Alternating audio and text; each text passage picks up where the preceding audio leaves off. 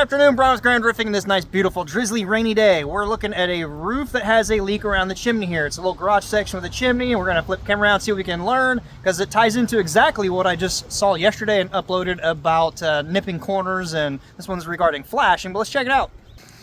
So the lower drop section here, there's like a little half saddle, half cricket back here to divert the water out. I don't know the history on this roof. Inside the garage area, it's exposed. You can see where they had replaced a piece of decking on the second row, and the first row of decking is old CDX. It's kind of moldy, looks like it had some old indication of weather getting into it, water getting in.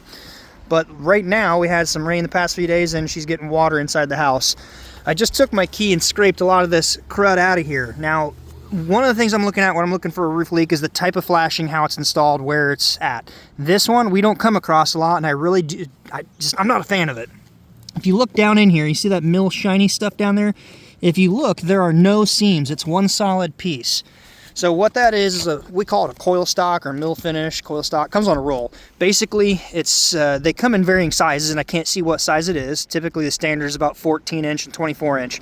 They probably bent a lip up, shoved it under there, but it comes out on the roof deck and goes all the way up. It's one solid piece, and it dumps out onto one. They did add an extension here with a piece of step flash, you can see, but the other coil stock goes up under there farther. And I'm not a fan of that exposed slit right there. But I think what is going on, and why I say this is kind of the same issue as the video yesterday, water and the amount of rain we've had coming down up here gets in on this, especially when you have all the debris blocking it, getting in there, like all this, I mean, there's some pretty good sized clumps of this moss buildup in there. Then water has nowhere to go but run laterally, and if it catches the top corners of the shingles under there, like I spoke about yesterday in yesterday's video, it can easily follow the headlap of that shingle that's down under here over laterally off of the piece of flashing getting in on the roof deck. So if you're going to go the route of one piece of coil stock up the roof, you need to watch your nails. You don't want to nail in anywhere in that area, and you also want to put a bead of sealer down, a seal strip, tar, silicone 4500, something of that nature to seal it down, so if water gets in and runs over, it's going to hit that sealed stop area and then continue down. It's just not good. It's not near as efficient, effective, and easy of install as step flashing. Step flashing is called step flashing because every step of the way you put a new piece. Put a shingle, step, shingle, step, shingle, step. If this had step flashing, after this piece here, you put this shingle down, your next piece would lap right under this shingle. So it would go under, I don't want to stuck down pretty good. It'd essentially be hidden by this row right here. And then your headlap goes up and you put another piece of step flash, and then this shingle.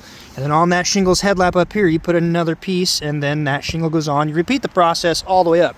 Any water that gets in this corner and crack, if you had step flashing, would run out onto the headlap of the shingle or out. It has nowhere else to go. Every 5, 5.5, 5 5/8, 5 7/8, whatever size exposure it is, you have a piece of flashing above it, it's gonna come out onto that row. That's why I like it.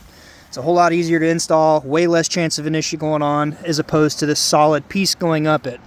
Again, if you have a solid piece of coil stock, water could enter here, and it may not dump off of the side of the flashing until it gets down here. It's just not good. And if you pin these shingles down, any water that comes up above can also get into those nail holes, rusting out, and eventually dripping in.